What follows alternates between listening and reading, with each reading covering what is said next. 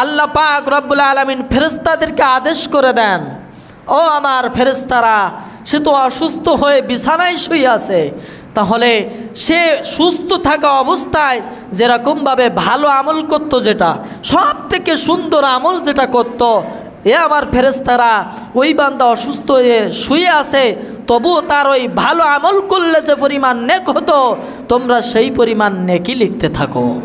যখনই আল্লাহ তাআলা কোনো বান্দা ইমানদারের যখন মুসিবত আসে, বিপদ আপদ আসে, এটা একমাত্র আল্লাহর পক্ষ থেকে বান্দাকে পরীক্ষা। জোরে বলুন না সুবহানাল্লাহ, আরও চিল্লা বলেন না সুবহানাল্লাহ।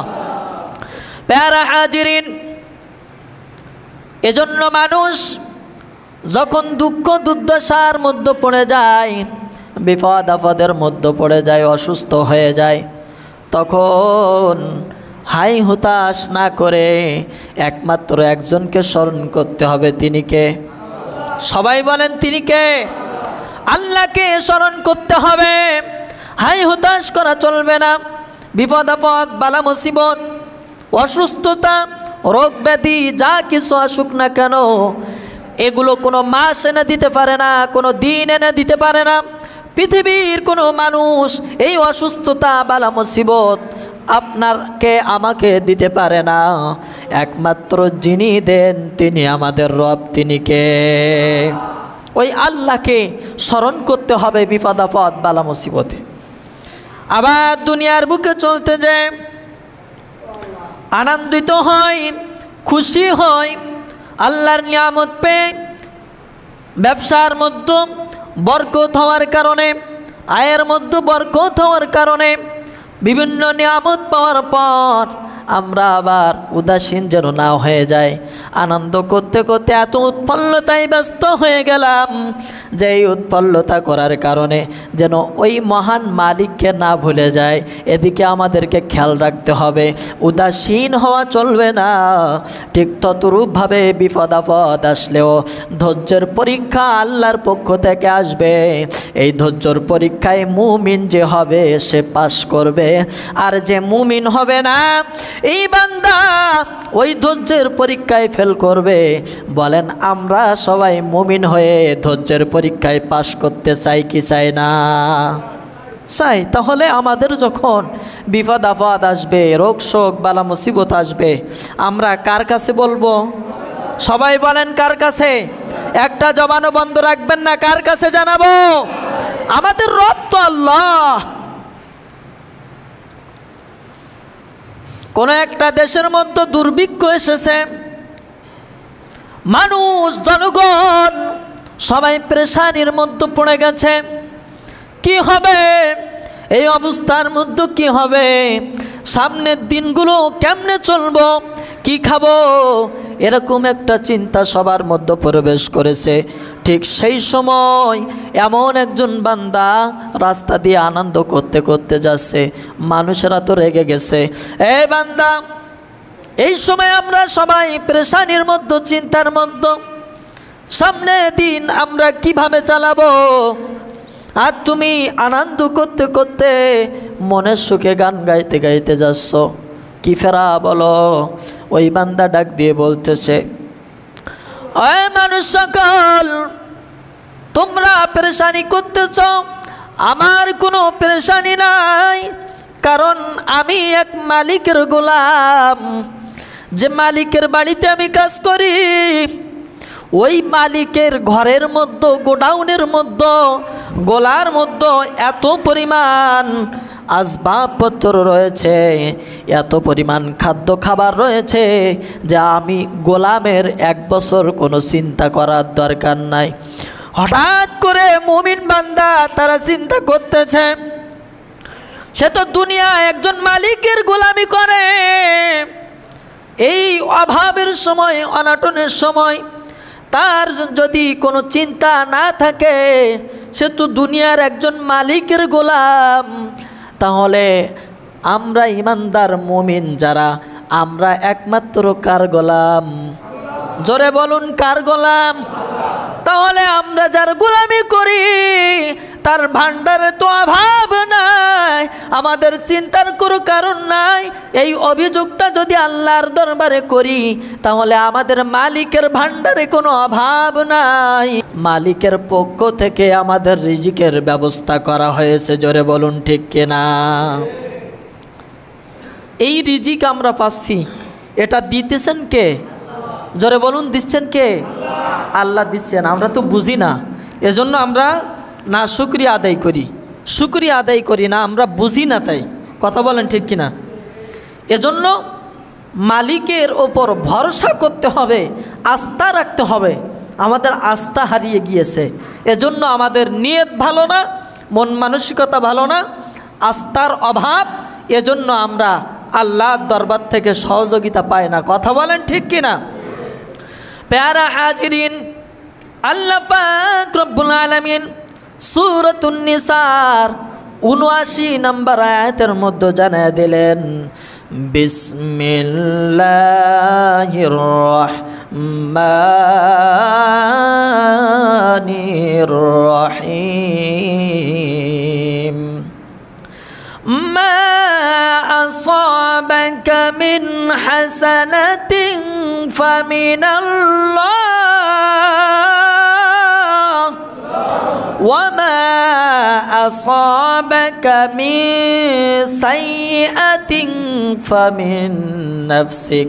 আল্লাহ পাক রব্বুল আলামিন জানিয়ে দিয়েছেন, আপনার যে কল্যাণ হয়, আপনার আমার যে কল্যাণ হয়, এই কল্যাণ শুধুমাত্র আল্লাহর পক্ষ থেকে। জোরে বলুন না সুবহানাল্লাহ। কুরআনুল কারীমের আয়াত অস্বীকার করতে পারবো?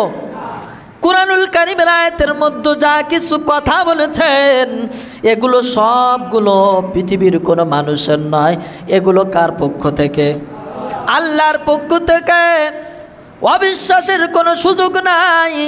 আল্লাহ বলতেছেন, পৃথিবীর মাঝেও আমার বান্দা যত কল্যাণ হয় জেনে রাখো এই কল্যাণগুলো আমি রবের পক্ষ থেকে।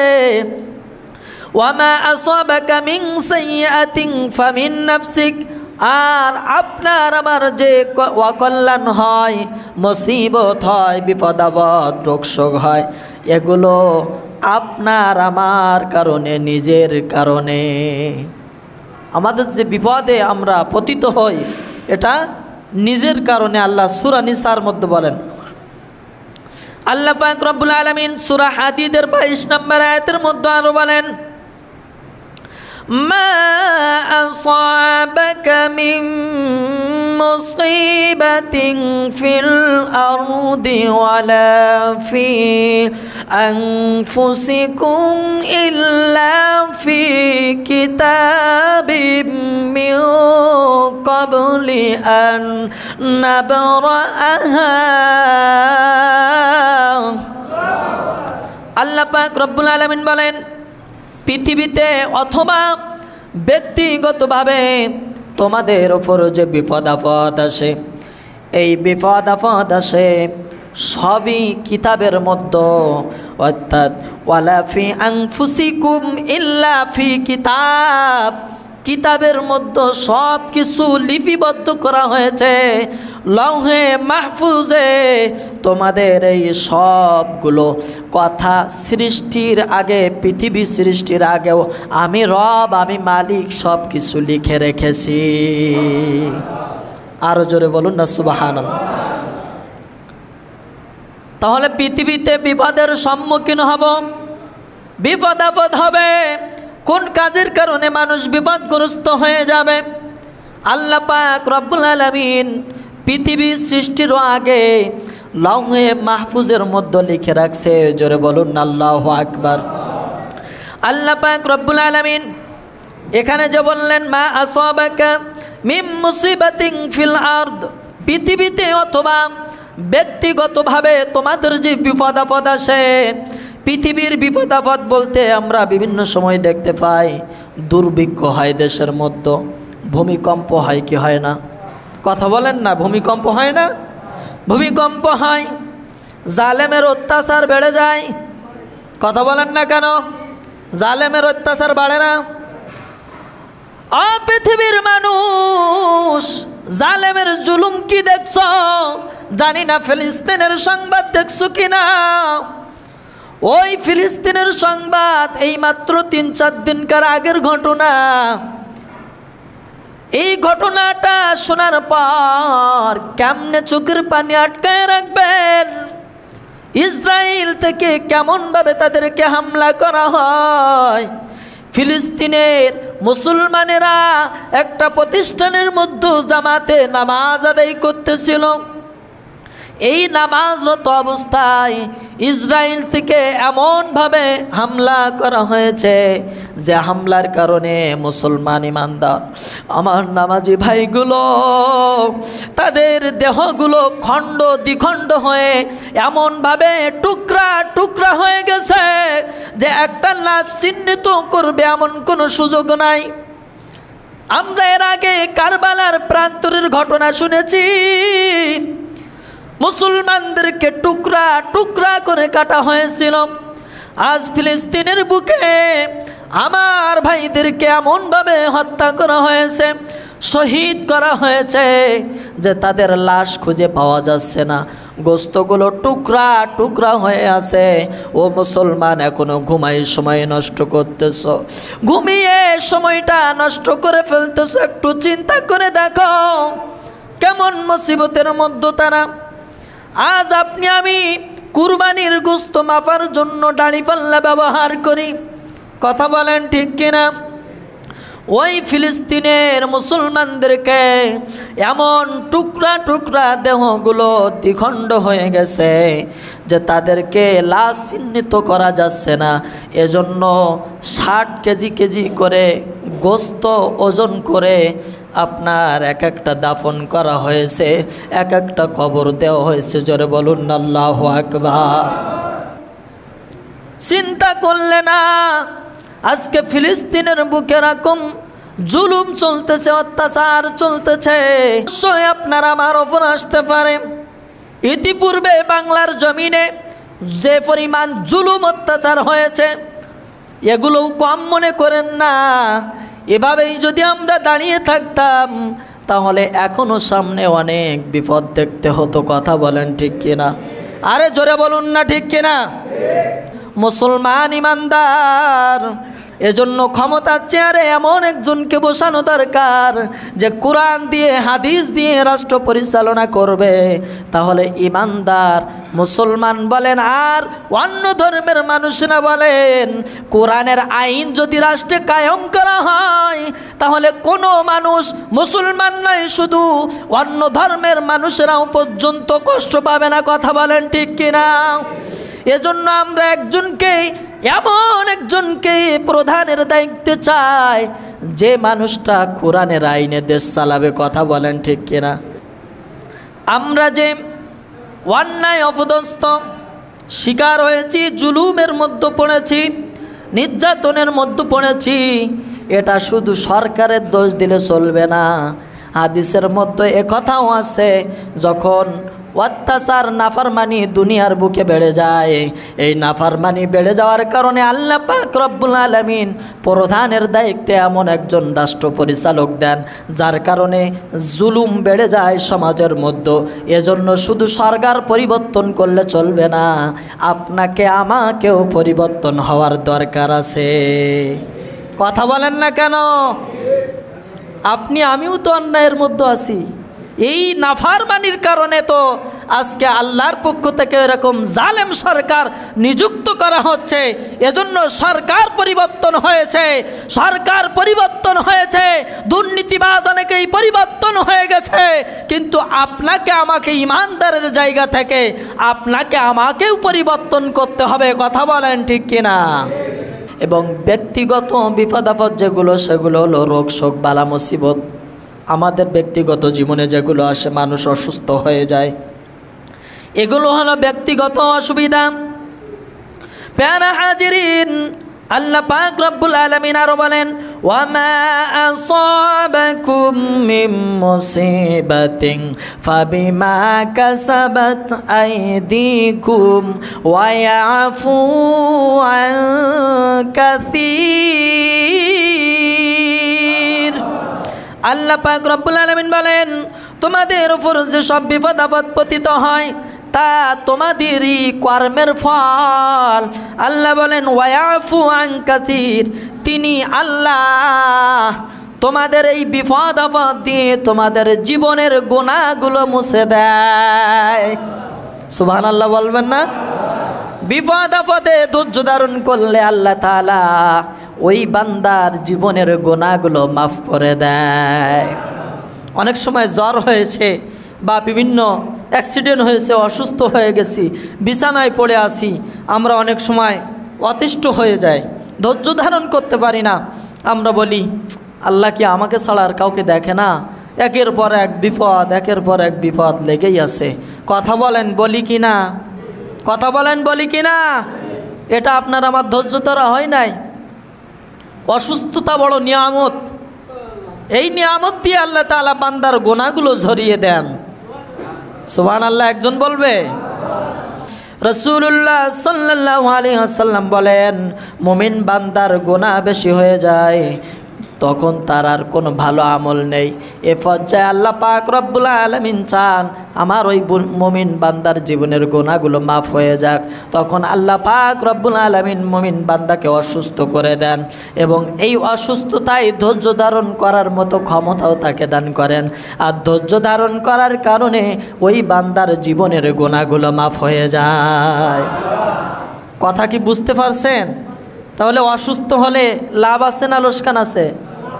দুনিয়ায় যদি একটু অসুবিধা হয়ে যাচ্ছে, অসুস্থ হয়ে গেছি, হয়তো কাজ করতে পারতেছি না, কিন্তু এদিকে আমার গুনাহ এমনভাবে ঝরে যাচ্ছে।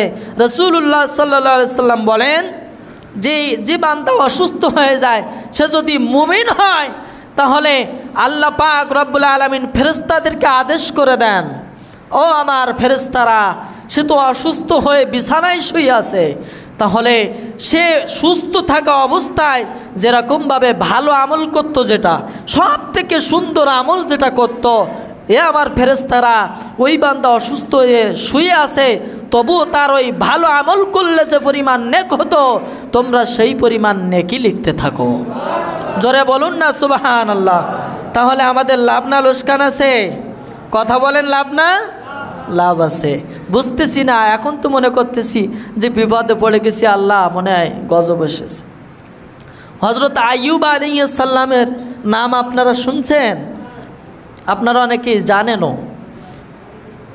আইয়ুব আলাইহিস সালাম তিনি পৃথিবীর বুকে এমন সুন্দর ছিলেন, সব থেকে সুন্দর ছিলেন আপনার আমার প্যারা নবী নূর নবী সাল্লাল্লাহু আলাইহি সাল্লাম। জোরে বলুন না সুবহানাল্লাহ। পৃথিবীর মাঝে যত পয়গম্বর এসেছে আল্লাহ পাক রব্বুল আলামিন সব থেকে সুন্দর করে সৃষ্টি করেছিলেন আপনার আমার প্যারা নবী হযরতে সাইয়্যিদুনা মুহাম্মদুর রাসূলুল্লাহ সাল্লাল্লাহু আলাইহি সাল্লাম। এরপরে আল্লাহ পাক রব্বুল আলামিন যাকে সৌন্দর্য দিয়েছিলেন হযরত ইউসুফ আলাইহিস সালাম, কুরআনের বর্ণনা অনুযায়ী এরপরে সব থেকে বেশি সৌন্দর্য দিয়েছিলেন হযরত আইয়ুব আলাইহিস সালামকে। জোরে বলুন না সুবহানাল্লাহ। কিন্তু আইয়ুব আলাইহিস সালাম অসুস্থ হয়ে গেলেন। কুরআনুল কারীমের মধ্যে আসছে এমন অসুস্থ হয়ে গেলেন, কিন্তু আমরা অনেক আলোচনা থেকে শুনতে পাই যে তার শরীরের মধ্যে পোকা হয়েছিল, কিন্তু এই কথাটা আমি বলতে পারছি না। কিন্তু এমন মারাত্মক অসুস্থ হয়েছিল যে অসুস্থতার কারণে হযরত আইয়ুব আলাইহিস সালামের আত্মীয় স্বজন বন্ধু বান্ধব সবাই ছেড়ে চলে গিয়েছিল, স্ত্রীগণেরা পর্যন্ত চলে গিয়েছিল। একজন স্ত্রী তার খেদমতে নিয়োজিত ছিল। এমত অবস্থার মধ্যে হযরত আইয়ুব আলাইহিস সালাম তার দুইজন বন্ধু ছিল। এই দুইজন বন্ধু একজন সকালে আসতো, একজন বিকালে আসতো আইয়ুব আলাইহিস সালামকে দেখার জন্য। একদিন 18 বছর পেরিয়ে যাওয়ার পর এরকম অসুস্থতার মধ্যে ওই দুইজন, একজন আসতেছে একজন চলে যাবে, হঠাৎ দেখা হয়েছে। তখন ওই দুইজন এমন আলোচনা করতেছে যে বন্ধু, এতদিন পর্যন্ত হযরত আইয়ুব আলাইহিস সালামের দেখাশোনা আমরা করতেছি, আমরা দুইজন বন্ধু দীর্ঘ 18 বছর মনে হয় এতদিন হয়ে গেল, এত রূপ বালা মুসিবত, মনে হয় আইয়ুব আলাইহিস সালাম এমন কি অপরাধ করেছিল যার কারণে মনে হয় এই আল্লাহ তাআলা তাকে কষ্টে রেখেছেন। এই কথাটা হযরত আইয়ুব আলাইহিস সালাম শুনতে পাইলেন। এতদিন পর্যন্ত আল্লাহর কাছে কিছু বলেন নাই, কিন্তু যখন ওই দুই বন্ধু এরকম আলোচনা করলো, কষ্ট লাগার কথা না? কথা বলেন, খারাপ লাগবে না? আইয়ুব আলাইহিস সালাম কষ্ট পেলেন, অনেক বড় একটা আঘাত পাইলেন। আঘাত পাওয়ার পর এতদিন পর্যন্ত দোয়া করেছিলেন, আল্লাহ আমার জিহ্বাটাকে অত্যন্ত ভালো রাখো, যাতে আমার এই জিহ্বা দিয়ে তোমার জিকির করতে পারি। জোরে বলুন না সুবহানাল্লাহ। সারা শরীর অসুস্থ, কোনো অভিযোগ জানান নাই, যখন জিহ্বা পর্যন্ত অসুস্থ হয়ে যাচ্ছে তখন আল্লাহর দরবারে ফরিয়াদ করেছে, আল্লাহ আমার জিহ্বাটাই এজন্য ভালো রাখো যেন আমি তোমার জিকির করতে পারি। জোরে বলুন না সুবহানাল্লাহ। ওই দুই বন্ধুর আলোচনা শোনার পর হযরত আইয়ুব আলাইহিস সালাম অনেক একটা আঘাত পাইলেন, আল্লাহর কাছে দোয়া করতেছেন। ওয়া আইয়ুবা ইয নাদা রাব্বাহু আন্নী মাসসানিয়াশ শাইতান আন্নী মাসসানিয়াদ-দুররু ওয়া আনতা আরহামুর রাহিমিন। আল্লাহর কাছে দোয়া করতেছে। আল্লাহ কেমন দোয়া, দোয়ার কাইফিয়াতটাও দেখেন। আমরা দোয়া করি কিরকম? আইয়ুব আলাইহিস সালাম এটা বলেন না, আল্লাহ অসুস্থ হয়ে গেছে, আমি তোমার নবী, এত ভালো ভালো কাজ করেছি, তুমি কেন অসুস্থ রেখেছো, সুস্থ করে দাও, এরকম দোয়া করেন নাই। আইয়ুব আলাইহিস সালাম কত সুন্দর দোয়া করলেন। আইয়ুব আলাইহিস সালাম স্ত্রীকে এসে ডাক দিয়ে বলতেছে, ও আমার স্ত্রী, আমার বন্ধুরা এই আলোচনা করতেছে আমি এমন কি অপরাধ করলাম যে আল্লাহ আমাকে অসুস্থ রেখেছে, বরঞ্চ আমি এত ভালো ভালো কাজ করেছি। দুই বান্দার মধ্যে ঝগড়া লেগে গেছে, আল্লাহ নিয়ে কথা কাটাকাটি হচ্ছে। এমন অবস্থার মধ্যে আইয়ুব আলাইহিস সালাম উপস্থিত। তিনি দেখতেছে ওই দুই বান্দাই কসম কাটতেছে, কসম কেটে বলতেছে দুইজন সঠিক। তাহলে আইয়ুব আলাইহিস সালাম চিন্তা করতেছে যে দুইজন যেহেতু কসম কাটতেছে, না জানি এর মধ্যে একজন মিথ্যা কসম দিচ্ছে, তাহলে আর এই দুইজনের মধ্যে যে কোনো একজন ক্ষতিগ্রস্ত হতে পারে। আইয়ুব আলাইহিস সালাম তাদেরকে চিনেও না। আইয়ুব আলাইহিস সালাম বলতেছে আমি তাদেরকে চিনিও না, তারপরে আল্লাহর কাছে আমি ওয়াদা করলাম, আল্লাহ তারা যেহেতু কসম করেছে এই দুইজনের মধ্যে একজন তো অবশ্যই ভুল, তার কারণে আমি কাফারা পর্যন্ত আদায় করেছি। এরকম রহরহ ভালো কাজ আমি আইয়ুব করেছি, তারপরে আল্লাহ তাআলা আমাকে অসুস্থ রাখছেন। তারপর আল্লাহ পাক রব্বুল আলামিনের কাছে দোয়া করলেন, ওয়া আনতা আরহামুর রাহিমিন। ও মালিক, দয়া করার মতো পৃথিবীতে কেউ নাই, দয়া যদি একমাত্র করতে হয় আপনি মালিক, দয়া করতে পারেন। যারা বলুন না সুবহানাল্লাহ। এই দোয়াটা আল্লাহর কাছে এতই পছন্দ হয়ে গেছে। হযরত আইয়ুব আলাইহিস সালাম মাজুর অবস্থায়, অসুস্থ মানুষ, একা একা কোনো কাজ করতে পারে না। স্ত্রী তাকে ধরে ধরে গোসলখানায় নিয়ে যায়, গোসল করিয়ে দেয়। স্ত্রী গোসলখানার মধ্যে নিয়ে যায়। একদিন ওই স্ত্রীর অভিযোগ দেখে স্ত্রীর কাছে অসন্তুষ্ট হয়ে আইয়ুব আলাইহিস সালাম 18 বছর অসুস্থ। একটু চিন্তা করে দেখবেন, আজকে আপনার আমার বিবি যদি হতো, মুখ ফুটে না বললেও বলতো যে মরলে বাঁচি, এই ঝামেলা কে পোহায়, যদি মরতো তাও বাঁচতাম। অনেকেই দুর্ভাগা আছে যে মা বাবা অসুস্থ থাকলেও এরকম কথা জবান দিয়ে বাইর করে। কথা বলেন ঠিক কিনা? আছে না এরকম সন্তান? আইয়ুব আলাইহিস সালামের স্ত্রী 18 বছর খেদমত করেছে, এর মধ্যে কোনো একটা ত্রুটির কারণে আইয়ুব আলাইহিস সালাম যখন অসুস্থ থাকে, মানুষ কিন্তু একটু রাগও বেড়ে যায় অনেক সময়। আইয়ুব আলাইহিস সালাম এক কাজে অসন্তুষ্ট বললেন, আমি যদি কখনো সুস্থ হতে পারি তাহলে 100টা মার হবে তোমাকে। আইয়ুব আলাইহিস সালাম একদিন গোসলখানার মধ্যে গিয়েছেন। ওয়াশরুমের মধ্যে যাওয়ার পর আইয়ুব আলাইহিস সালাম আসতে দেরি করতেছে, বিবি বাইরে অপেক্ষা করতেছে। বিবি চিন্তা করতেছে এতক্ষণ হয়ে গেল, এখনো কেন আসতেছে না। বিবি পেরেশানির মধ্যে পড়ে গেল। একটু পর তাকায় দেখে যে একজন যুবক, সৌন্দর্য এত বেশি, ওই যুবকটা আসতেছে। তখন দেখেই মাথাটা নিচু করেছে, মুখটা ঢেকে ফেলেছে। তখন ডাক দিয়ে বলতেছে, যুবক তুমি এই পথ দিয়ে আসছো, একটু আগে আমার স্বামী অসুস্থ একজন মানুষ এই পথে আগমন করেছিল, তুমি কি তাকে দেখছো? তখন আইয়ুব আলাইহিস সালাম ডাক দিয়ে বলে, ও স্ত্রী, আমি তোমার স্বামী আইয়ুব। মুহূর্তের মধ্যে সুস্থ হয়ে গেলেন। কেমনে? আল্লাহ পাক রব্বুল আলামিন আইয়ুব আলাইহিস সালামের এই দোয়া কবুল করলেন এবং আইয়ুব আলাইহিস সালামকে বললেন, যখন গোসলখানার মধ্যে প্রবেশ করেছে, আমার পয়গম্বর আইয়ুব পা দিয়ে একটু মাটিতে আঘাত করো।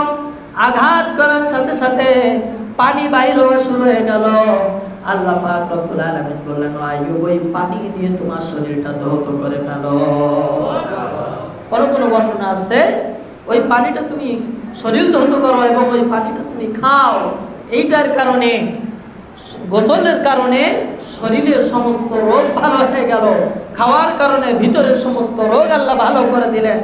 এমন সৌন্দর্য আল্লাহ তাআলা তাকে বাড়িয়ে দিলেন, আগে যত সুন্দর ছিলেন তার থেকে আরো দ্বিগুণ করে আইয়ুব আলাইহিস সালামের সৌন্দর্য আল্লাহ তাআলা ফিরিয়ে দিলেন। আইয়ুব আলাইহিস সালাম বিপদে এমন ভাবে ধৈর্য ধারণ করেছেন আর এমন ভাবে দোয়া করেছেন যে দোয়া আল্লাহর কাছে কবুল হয়ে গেছে। এমন ভাবে কবুল হয়েছে, ওয়া আনতা আরহামুর রাহিমিন, এই দোয়া আল্লাহর কাছে এতই পছন্দ হয়েছে যে এই দোয়া আল্লাহ তাআলার আরশে আজিমে যে ধাক্কা লেগে গেছে। জোরে বলুন না সুবহানাল্লাহ। দোয়া আল্লাহ কবুল করে নিয়েছে, সৌন্দর্য ফিরিয়ে দিয়েছে, সুস্থতা দান করেছে। এত সৌন্দর্য, এত সুস্থতা আল্লাহ তাআলা দান করেছে যা আগে ছিল তার তুলনায় অনেক গুণ বেশি। জোরে বলুন না সুবহানাল্লাহ। এখন তো আরেকটা ওয়াদা তানার বাকি আছে। তিনি ওয়াদা করেছিলেন, আমি যদি আমার হারানো যৌবন ফিরে পাই তাহলে স্ত্রী তোমার খবর আছে। মনে আছে আপনাদের? এখন 100টা বাড়ি যদি কোনো স্ত্রীকে দেওয়া হয়, নারীকে দেওয়া হয়, ওই নারী তো অসুস্থ হয়ে যাবে।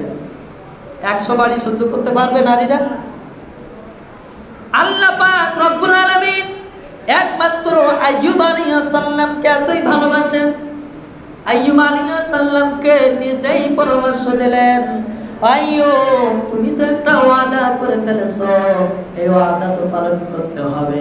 তাহলে তুমি ওইভাবে যদি ওয়াদা পালন করতে চাও তাহলে ভালো হবে না। ও আইয়ুব, তুমি তো কিরকম আঘাত দিবা, কিরকম ভাবে তাকে মার দিবা এটা তো বলো নাই। 100টা লাঠির আঘাত করবে এটা বলেছিলে। এজন্য তুমি ওই যে নারকেল পাতার যে লাঠি আছে না কাঠি, এই কাঠি 100টা এক হাতে নাও, 100টা নিয়ে একটা বাড়ি দেবা, 100টা লাঠির বাড়ি হয়ে যাবে। সহজ করে দিল কে? কে দিয়েছেন এই পরামর্শ? দিয়েছেন কে? মুমিন বান্দা এভাবেই সফলতা অর্জন করেন। প্যারা হাজিরিন, এমনি ভাবে অসুস্থ বান্দাকে যদি কেউ দেখতে চায়, দেখতে যাওয়ার কারণে আল্লাহ পাক রব্বুল আলামিনের 70,000 ফেরেশতা ওই বান্দা যতক্ষণ ওই বান্দার বাড়িতে থাকে, কোন বর্ণনায় এসেছে সকাল থেকে সন্ধ্যা পর্যন্ত যদি কোনো বান্দা সকালে একজন অসুস্থ ব্যক্তিকে দেখতে যায়, সকাল থেকে সন্ধ্যা পর্যন্ত 70,000 ফেরেশতা ওই রোগীকে যে দেখতে গেছে তার জন্য দোয়া করতে থাকে। আবার যদি কেউ রাতে দেখতে যায়, সারা রাত 70,000 ফেরেশতা ওই বান্দার জন্য দোয়া করতে থাকে। জোরে বলুন না সুবহানাল্লাহ। আর একটা হাদিসের মধ্যে আছে যে রোগীকে দেখতে যায় তার জন্য ওই রোগীর কাছে দোয়া চাওয়া। কি চাওয়া? কেন দোয়া চাবে? অসুস্থ বান্দার কাছে কেন দোয়া চাবে? এজন্য রাসূল সাল্লাল্লাহু আলাইহি সাল্লাম বলেন, অসুস্থ বান্দার কাছে এজন্য দোয়া চাইবা কারণ ওই অসুস্থ বান্দার দোয়া আর ফেরেশতাদের দোয়া সমান। জোরে বলুন না সুবহানাল্লাহ। প্যারা হাজিরিন, এজন্য অসুস্থ বান্দাদের যখন দেখতে যাবেন তখন মুসাফা করবেন, তাদের সাথে হাতে হাত রেখে তার কাছে শুনবেন কি অবস্থা আছেন। হাদিস শরীফের মধ্যে আছে যে আপনি তার জন্য সুস্থতা কামনা করবেন, যে আল্লাহ সান্ত্বনা দিবেন যে আল্লাহ অসুস্থতা দান করেছে, খুব শীঘ্রই সুস্থ হয়ে যাবা, এরকম সান্ত্বনার বাণী শোনাবে। তোমার ওই সান্ত্বনার বাণী শোনানোর দ্বারা সে সুস্থ হবে না ঠিকই, কিন্তু তোমার এই কথাটা শুনে সে একটু স্বস্তি পাবে, এটাই হলো তার জন্য সেবা। যারা বলুন না সুবহানাল্লাহ। প্যারা হাজিরিন, আমরা বিপদ আপদ বালা মুসিবতে আমরা পাগল পারা হয়ে যাই, কিন্তু আমরা যদি প্রকৃত মুমিন হতে পারতাম, আল্লাহর গোলাম হতে পারতাম। হযরত শামসুল হক ফরিদপুরি রহমাতুল্লাহ আলাইহি তিনি বলেন, এই পৃথিবীতে যত মানুষ সবাই পাগল। সবাই কথা বলেন, সবাই কি পাগল? কেউ গাড়ি বাড়ির পাগল, কেউ অর্থ সম্পদের পাগল, কেউ নারীর পাগল, আছে না নাই? কথা বলেন, আছে না নাই? এক একজন এক একটার পাগল। পৃথিবীতে যত মানুষ আমরা সবাই পাগল, কিন্তু একমাত্র একটা পাগল রয়েছে, যারা মুমিন তারা একমাত্র আল্লাহর পাগল হবে। এই বান্দাগুলো আল্লাহর এতটা পাগল হবে, দুনিয়াতে সন্তান অসুস্থ হইলে পিতা তাকে ডাক্তার দেখানোর জন্য পাগল হয়ে যায়, পাগল পারা হয়ে যায়, পাগল হয়ে এমন ভাবে ঘুরতে থাকে। রাত 12টার সময় সন্তান অসুস্থ, সন্তানকে নিয়ে এমন দৌড়ানি দিছে হাসপাতালে, ডাক্তার নাই, ডাক্তারের খোঁজ, এত দৌড়াদৌড়ের পর সন্তান যখন একটু সুস্থ হয়েছে, পিতা যখন বসেছে, হঠাৎ করে দেখে পায়ের মধ্যে থেকে রক্ত বাইর হচ্ছে। তখন তাকায় দেখে পা কেটে গেছে, কিন্তু এই পাটা তো এখন কাটে নাই, কাটছে যখন সন্তানের পেরেশানিতে দৌড়াইতেছিল, সন্তানের যন্ত্রণায় পাগল পারা হয়ে গিয়েছিল। সন্তানের মহাব্বতের কারণে পা কাটছে অনেক আগে, কিন্তু সন্তানের মহাব্বতের কারণে তার ওই আঘাত টের পেয়ে নাই।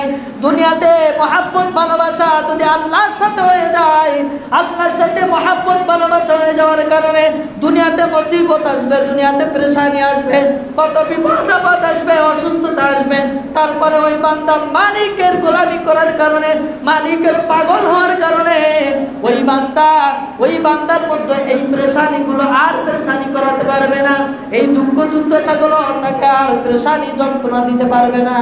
এজন্য বান্দা যদি আল্লাহর গোলাম হয়ে যায়, মুমিন যদি হয়ে যায়, তাহলে তার এই দুনিয়ার পেরেশানি কিছুই যায় আসে না। কথা বলেন ঠিক কিনা?